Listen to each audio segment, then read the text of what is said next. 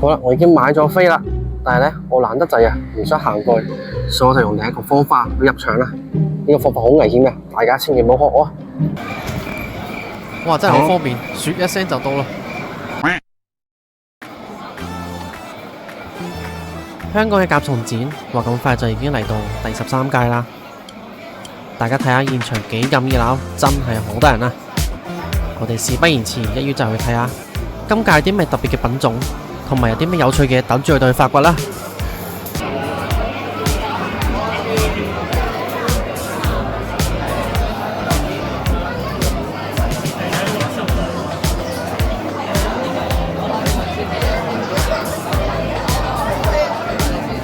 呢隻叫做玻璃飛夢絲，係金龜嘅一種嚟嘅，咁就產地係非洲嗰一邊嘅，就比較活潑一啲啦。喺啲甲蟲嗰邊就會中意。睇得出啦，佢都中意周圍爬嘅。係啊，同埋佢哋嘅飛行能力都比較高嘅呢隻。所以實如果要養嘅話，都真係要小心咁樣飛行。好似而家佢又上出嚟啦。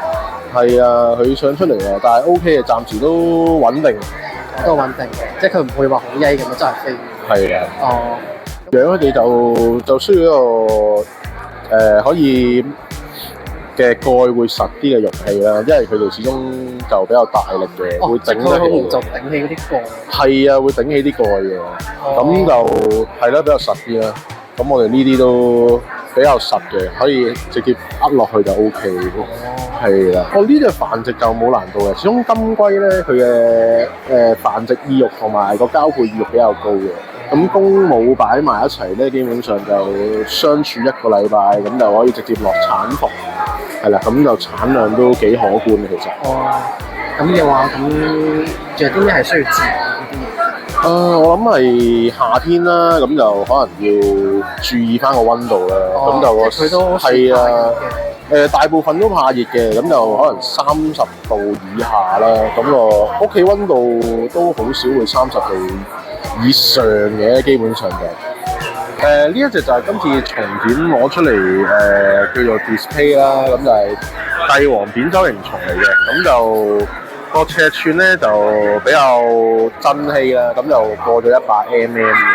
咁就個來源就係喺台灣嘅朋友啦，攞咗個種源翻嚟再繁殖，咗嚟再自己培育嘅。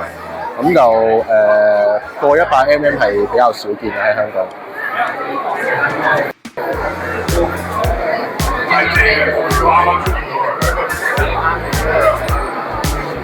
佢嘅特別地方咧，在於咧，佢唔同其他金龜咧個背脊咧，可能好光滑啊咁樣。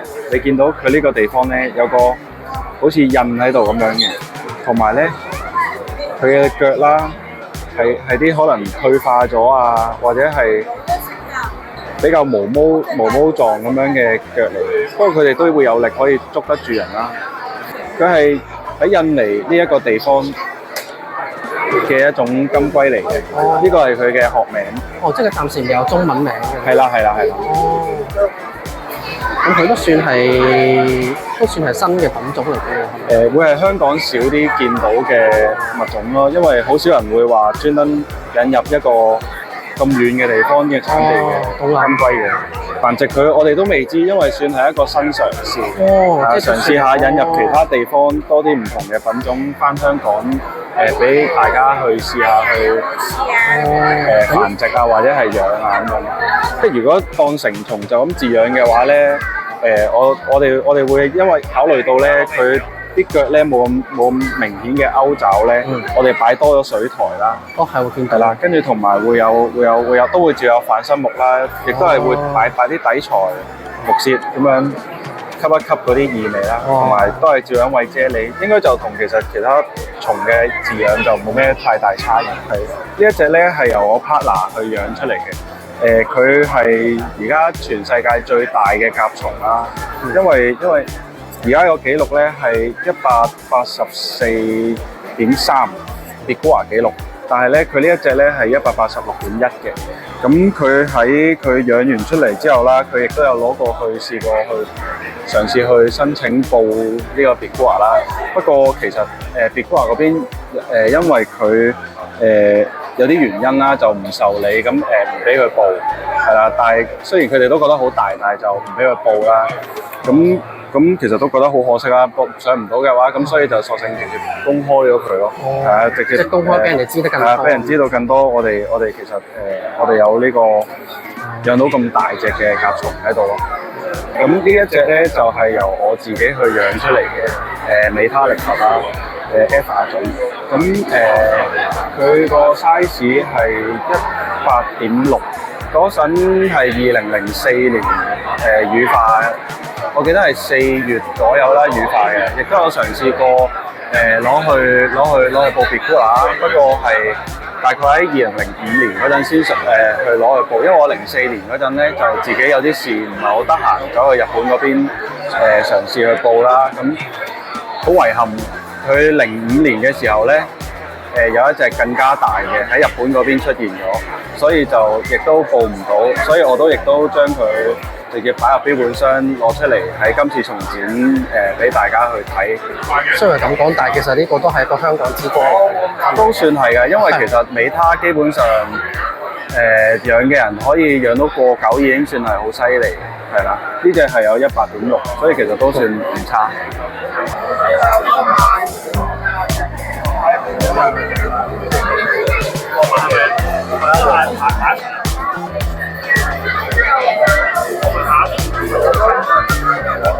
呢隻係大黃花金龜，佢花紋係 GGQ 呢隻係，佢個產地係非洲。咁佢個難度在於佢幼蟲係需要餵魚糧嘅。哦，要餵魚糧。你可能每日或者隔日要餵一次魚糧咁樣，上次食唔晒嗰啲要清走佢咁樣。哦，係啦，咁大概keep 住餵半年左右，先至可以擺佢入一個叫類似無機嘅介質去催蛹，跟住再等半年就可以開肚蛋，就有一隻成蟲。幼蟲飼養難咯，繁殖都唔難嘅。繁殖就公母掉插去個產房度就 OK 嘅。成蟲就同其他甲蟲冇乜分別，都係 keep 住保濕，跟住俾啫喱咁樣換下底材，冇乜分別嘅。咁其實佢都算係聽講過，係咪呢隻係算係金龜子品種裏邊係最大隻嘅一種？係，都係全世界最大嘅金龜子嗰啲屬咯，豬屬。呢個 size 算大㗎都，有80mm，野生可以去到1厘幾嘅。係人工養暫時未養到咁大隻，仲破解緊。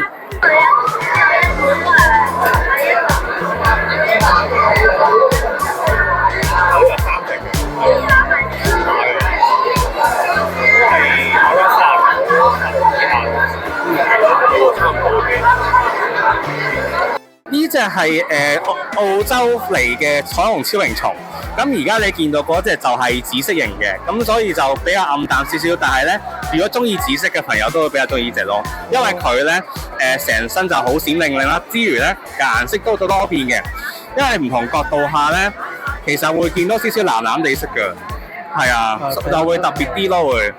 哦。其實佢因為咧佢原色咧，其實好多花款嘅，好多顏色嘅，即係例如佢除咗而家你見到個紫色之外咧，其實佢有綠色啊、紅色啊，甚至咧如果再罕見啲藍色都有嘅。咁而家我自己咧就養緊藍色血系嗰啲咯。哇，藍色好似都幾難㗎喎，好似聽。係啊，好難㗎。哦，所以其實佢令你中意嘅地方點，其實就係因為佢可以玩嘅顏色多。係啦，咁花款好多咯，即係例如你唔同顏色嘅阿爸阿媽出到嚟嘅後代都唔同顏色咯，所以你養到出嚟就有啲驚喜嘅。咁其實養佢哋咧就主要留意翻就溫度啦，咁就唔好高過28度嘅，因為佢哋都驚熱，咁佢哋比較中意啲涼啲嘅環境，同埋就通風嘅。係啊，咁主要留意翻溫度，其實都養到佢哋咯。繁殖其實都比較容易嘅，因為佢哋咧都偏向新手款式嘅。咁佢哋平時就壓實啲木屑啊，其實都已經繁殖到噶啦。哦。少少介紹啦，咁佢叫雅蓮哈紋鬼焰超螢蟲，咁佢嚟自婆羅洲嗰邊嘅。咁不過咧比較多分佈就喺婆羅洲嘅沙巴、就通常啲旅行啲地方都會嗰度嘅，或者喺近印尼嗰邊嘅蘭卡里曼丹山嗰度就會見到佢哋。咁點解佢哋比較特別咧？因為咧，其實鬼厭超形蟲咧，佢有一種特別嘅位就係佢嗰個角咧係可以有好多形態嘅。咁咧，好似啦，我隔離呢度咧，其實有隻細個體嘅形態，你可以見到咧。其實你見到牙咧個對角咧係唔同咗嘅，係短好多，唔一樣嘅。係啊，唔一樣嘅。咁呢隻個體咧就係平時野生或者人工市場度比較見得多嘅個體。我想話翻咧，啱啱睇翻嗰隻咧，佢係屬於叫長牙型嘅個體嚟嘅。個好明真係唔同咗。係啦，咁佢喺野生，無論係野生同埋喺人工市場上面咧，係極少有嘅。咁暫時性而家喺德國、日本咧係有呢種飼養記錄出嚟嘅。咁然後就到我而家香港呢一度。咁呢個真係一個香港之光，我都係一個。其實係㗎，咁同埋就台灣係未有記錄住嘅，暫時。台灣都未有住嘅。未有住嘅，係啦。所以就你當係呢隻品種係我人生其中一個大嘅里程碑咯。同一批兄弟入面，我係養咗4隻長牙個體嘅。4隻添啊！係啊。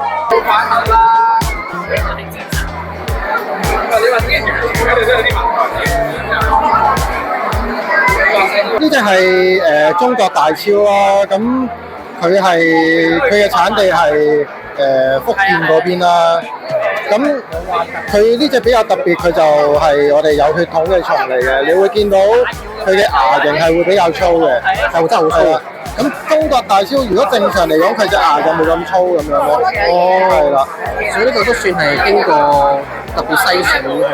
係啦，冇錯。但係佢呢個品種新手都好適合飼養嘅，因為一嚟佢都襟熱嘅，咁二嚟就佢性格比較溫和啲啦，就唔會話我見到即係會點咬人，擰轉頭夾你咁樣就唔會。係啊。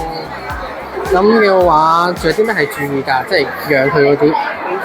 其實冇咩要注意，主要係通風同埋就唔好俾太陽照到佢就。想繁殖佢都好簡單，咁都可以揾翻我哋香港有嘅甲蟲店啦，咁揾翻店員去幫手指導佢哋就得啦。咁都係，咁佢就要用翻橙木去比較容易生啦，咁樣咯。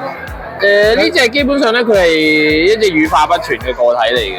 咁啊，其實就係佢唔知點解佢出羽化嘅時候，佢會扭轉咗啦咁樣。咁但係多數咧喺呢個時候，如果佢一啲咁畸形嘅狀態咧，佢好容易就會即係會死亡嘅。咁但係佢咁啱就生存咗落嚟，咁所以就特登帶過嚟俾大家望一望嘅。佢都真係特別喎。係啦，因為佢扭曲得好多，即係你譬如歪角啊嗰啲都會好常見，係即係嗰個我哋叫做前胸背板，佢都係扭轉得咁犀利咧，就好少見。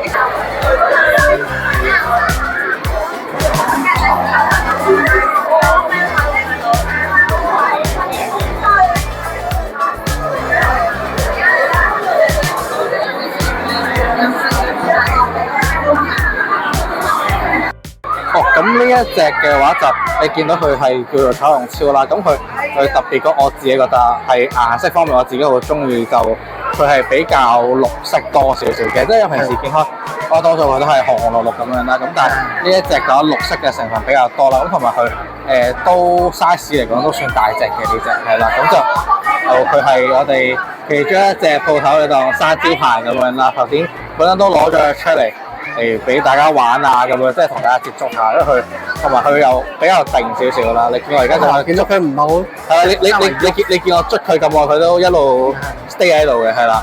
同埋都的確係，佢呢隻綠色係真係好特別，即係同你呢個靚果一樣啊！即係蘆薈喎。因為平時咧，譬如佢個胸甲呢個位啦，平時有啲甲蟲，即係有啲彩虹超佢哋會紅色、綠色會混雜咗一齊，咁但係呢一個就真係齋綠色咯。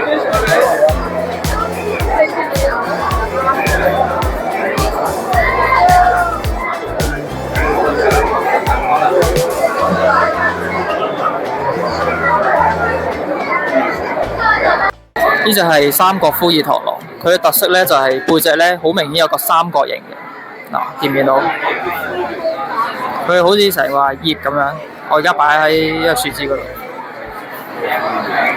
係咪睇唔出係有螳螂？係啦，佢咧唔中意喐嘅。通常壽命嘅話，大概有1年之內。佢一生咧可以脫8次皮，8次就成蟲㗎啦。呢個已經係成蟲最大隻。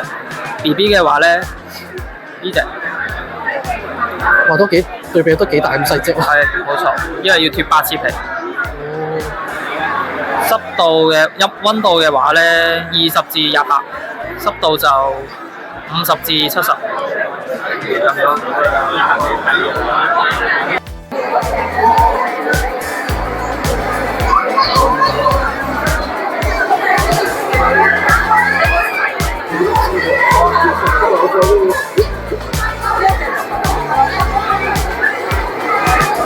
呢個係全世界最大嘅蠍子品種嚟嘅，佢個名咧叫印度巨人紅爪。咁呢個咧係而家暫時有記錄啦，係一個唔錯嘅 size， 記錄 size。普遍嚟講咧，佢由個頭去到個尾巴位咧，係只係去到14 cm 左右啫。但係呢一隻咧係去到16 cm 大嘅，而好稀有係可以去到16 cm 咁大咯。16 cm 咁大啊！佢基本上咧，只要個泥啊或者係沙啊夠乾身就 OK 嘅。然之後咧，加多個水碟仔，每個星期食1次嘢都 OK 噶啦。佢哋食嗰啲昆蟲仔多咯。哦，係啦。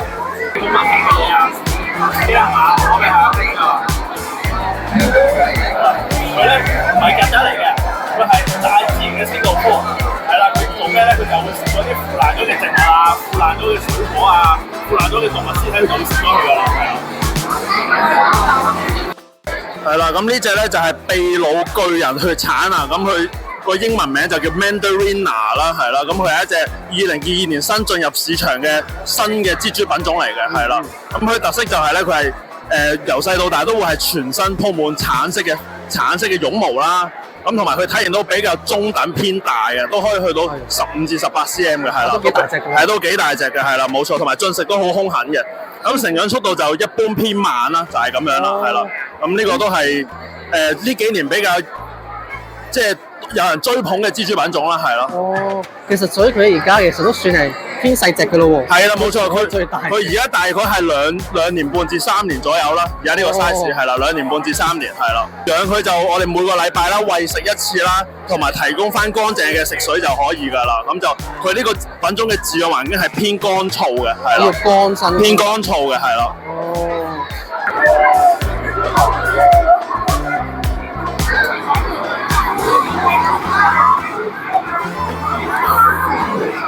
明顯啲就揀黃色或者白色啦，可以。咁呢隻咧就叫做粉紅雷射鼠虎啦。佢係一個選肉品種嚟嘅，咁原本咧佢係一個純黑色嘅一個品種，就叫做雷射。咁我哋咧其實就有黑雷射啊、紅雷射咁樣啦。咁慢慢經過咧啲玩家咧，佢哋咧將啲比較紅啦，同埋又淡色啲咁樣去做選肉咧，咁類代就會變到咁樣係貼近粉紅色啊、櫻花粉啊咁樣嘅程度咯。其實咧，因為講到尾咧，佢都係一個雷射嘅鼠虎啦。其實佢對環境要求就唔高嘅，咁基本上你濕度咧維持喺有70左右咧，咁佢哋都已經係 OK 舒服，同埋繁殖速度其實都唔慢㗎。係啦，咁呢個咧就係一個扁身啲嘅鼠虎啦。咁佢哋另一個屬性係 P 屬啦，我哋叫做。咁佢就叫做愛琴海鼠虎，咁就中意比較乾燥嘅環境啦，咁需要通風啲嘅。咁咧佢外形咧就因為扁身啲又有啲似三葉蟲咁樣咧，咁其實我自己就覺得比較霸氣一啲，就似一啲古代生物咁樣。哦，飼養嘅時候就留意翻，就係要乾身一啲啦，泥土就唔係咁濕嘅，大概我諗50% 左右啦。咁咧最好就係喺飼養箱嘅一角加水就足夠啦。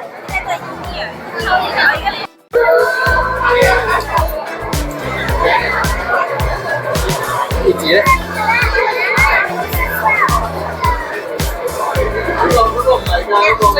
呢隻係唔係昆蟲嚟嘅？呢隻咧係啊，因為咧呢隻係有8隻腳嘅，唔係昆蟲，昆蟲係得6隻腳嘅啫。呢隻係來自泰國嘅邊蠍嚟嘅。邊蠍係啦。咁所以佢係蠍子嘅一種。佢係蠍子嘅近親，蠍子同蜘蛛嘅近親。哦。呢隻其實同普通嘅雨林嘅品種咧係一樣嘅啫，養法就只需要咧一個盒，跟住加啲濕嘅泥落去就 O K 啦。長期咧就保持濕度啦，同埋餵一啲蟋蟀俾佢就食就 O K 噶。但係唯一要注意嘅地方咧，佢邊羯又名醋羯，點解咧？係因為佢條尾係會噴出一啲好似醋咁嘅液體嘅。即係佢都會有噴嗰啲。係啦，冇錯，佢會噴酸嘅，就好似醋咁樣樣。所以佢嘅英文名咧就叫 Finnet 嘅烏啊。哦，係啦，名副其實。係啊，名副其實嘅醋羯啦。咁但係如果真係噴到落隻手度都冇問題嘅，佢洗手就得㗎啦。醋味。係啦，就係醋味嚟嘅啫，唔好噴落眼就得咯。係啦，就係咁啦。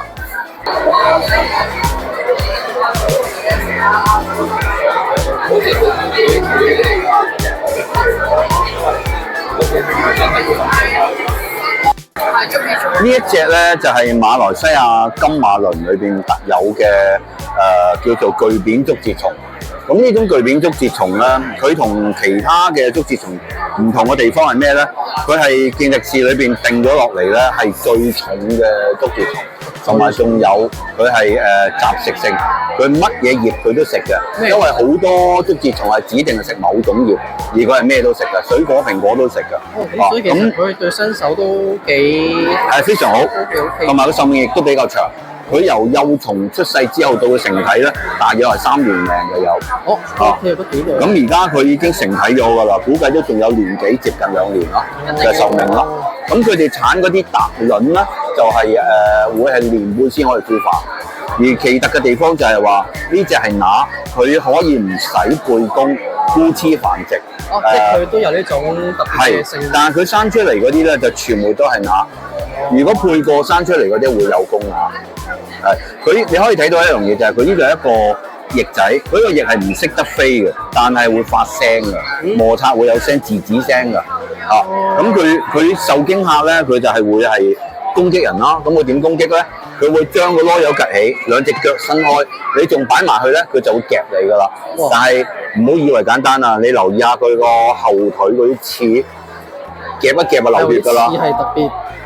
係都幾恐怖下㗎，佢係啊，但係呢種竹節蟲可以玩純㗎，玩純咗之後咧，成日上手嘅話，佢就唔會有攻擊性。佢大自然裏邊嘅天敵咧好少，我就係知道一樣嘢就係話佢原產地嗰度咧有一種叫大嘴鳥，就將佢係咁吞㗎喎，即係會食佢哋嘅，係直接吞㗎，係啊，就唔驚刺㗎，就咁吞㗎。咁呢個都幾奇特嘅一件事。呢條片就嚟到呢度啦，好多謝今次參與拍攝嘅咁多位檔主，分享咗好多好正嘅嘢，真係令我好大開眼界。另外，亦都好感謝主辦單位松森萬象，多謝佢哋一直以來嘅堅持，令到呢個咁有趣嘅甲蟲文化可以繼續延續落去。如果中意呢條片嘅話呢，就不妨俾個 like 同埋分享出去啦。我哋下次再見，拜拜。